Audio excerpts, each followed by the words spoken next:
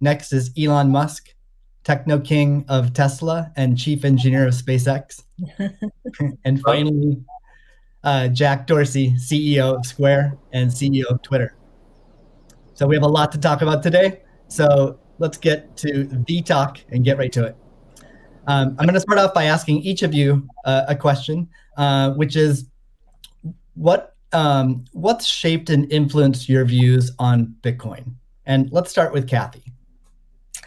Okay, Steve, thank you. Well, the first thing was our focus on disruptive innovation.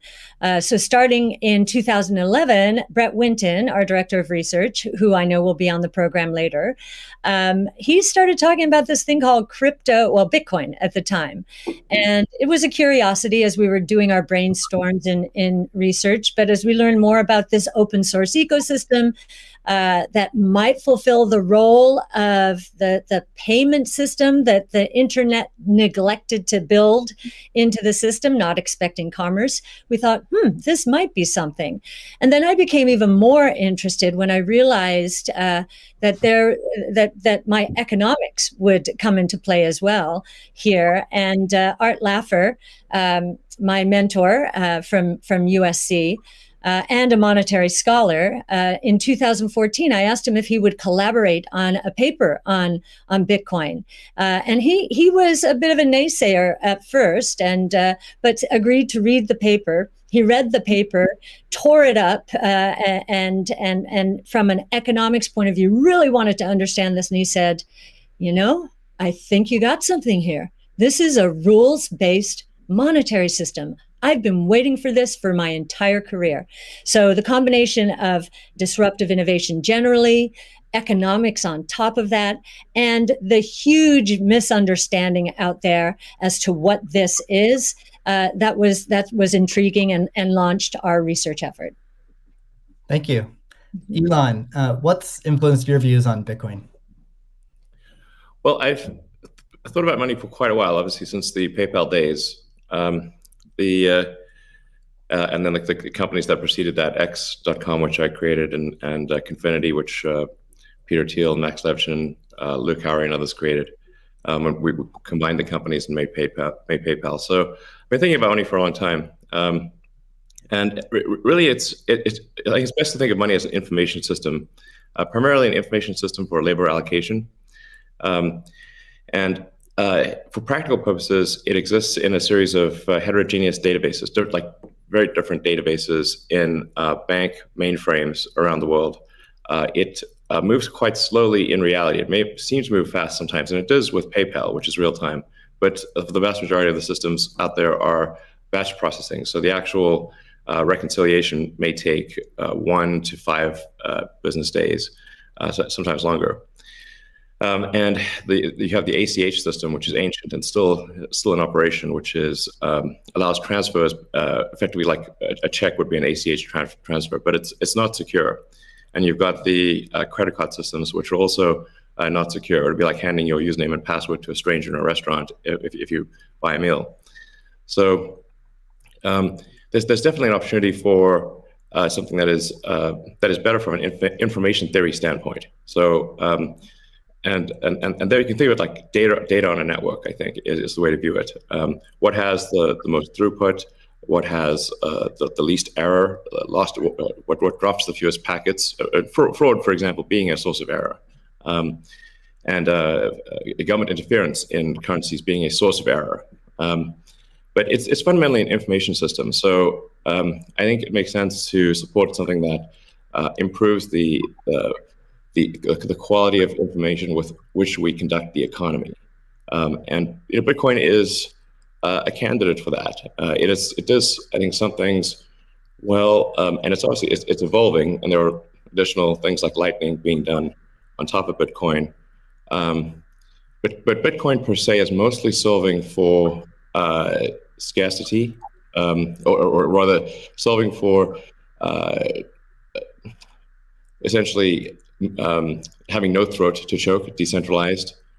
So there's no one who can be coerced in any way to empty their Bitcoin account. Well, I guess they could technically, but on an individual basis, but the system as a whole cannot. and it has an open ledger, which is also quite good. But transaction volume is low. Transaction cost is high, and usability for the average person is not yet very good. But it has a lot of potential.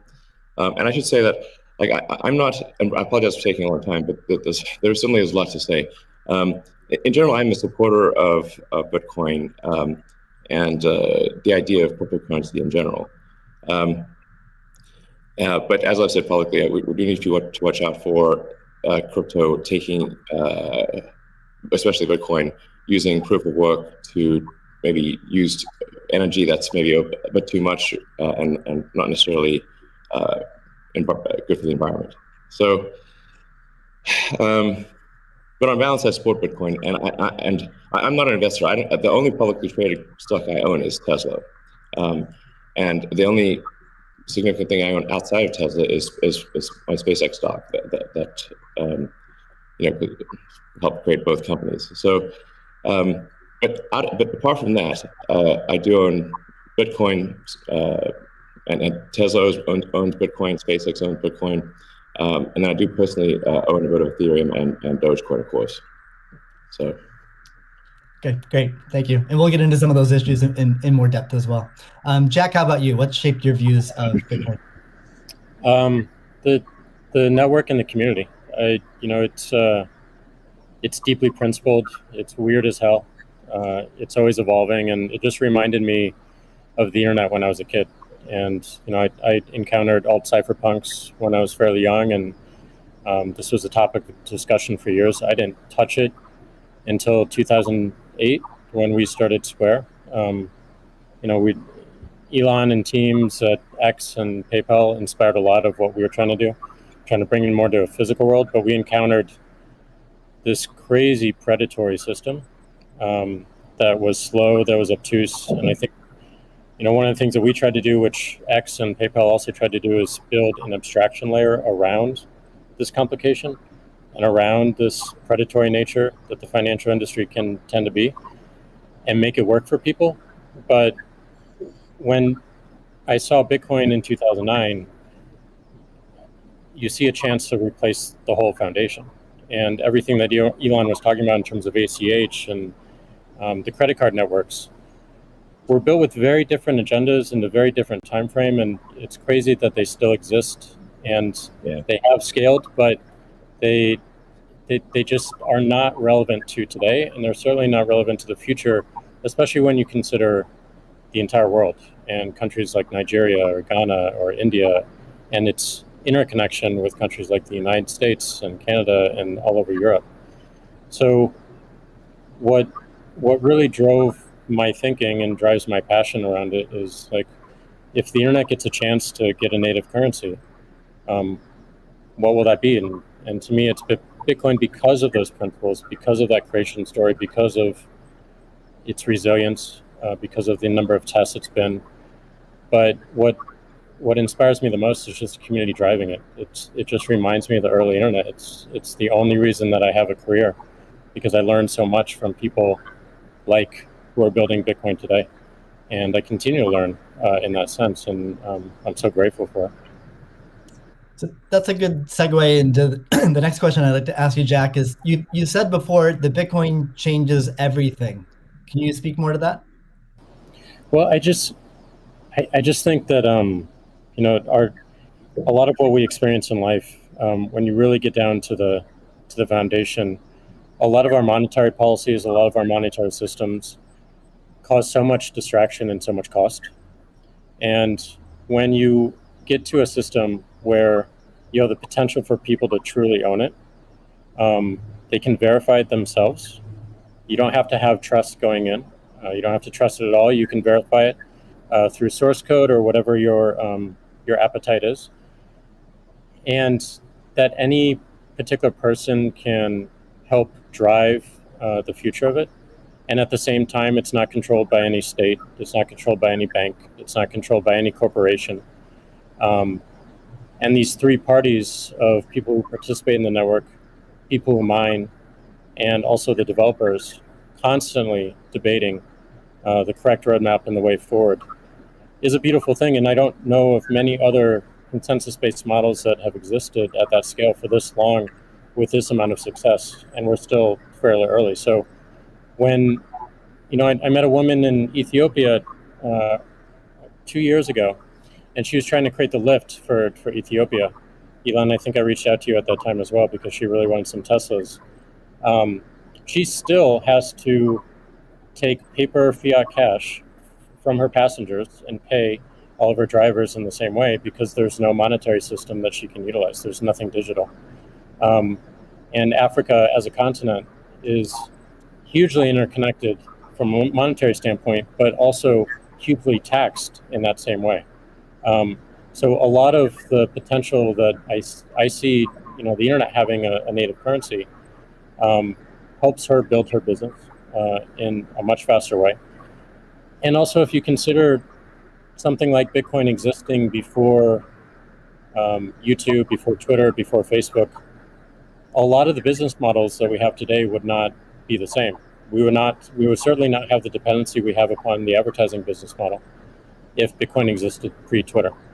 And I think the amount of business models that it enables, the amount of innovation it enables going forward, especially when you can consider the whole internet instead of going country by country by country by country, which you have to whenever you're dealing with finance, it really just opens the aperture. And that is what I want to see in my lifetime is a currency that is standard and sound for the internet that everyone can use. Great. A hallmark of Bitcoin is its fixed supply of 21 million coins. Elon referenced that earlier. It may be the first system that humans have created that humans cannot later change. Kathy, I'm curious, with your background in monetary history and macroeconomics, what are your thoughts on that type of system? Oh, well, I'll recount the story about Art Laffer and our going through the paper. And he said, as I said, first rules-based monetary system, global, ever. This is a very big idea. Once we had convinced him of the ecosystem itself. Now, this is the role that it's playing, given that the rule is a quantity rule, that 21 million units, is really a store of value role. So there are three roles of money.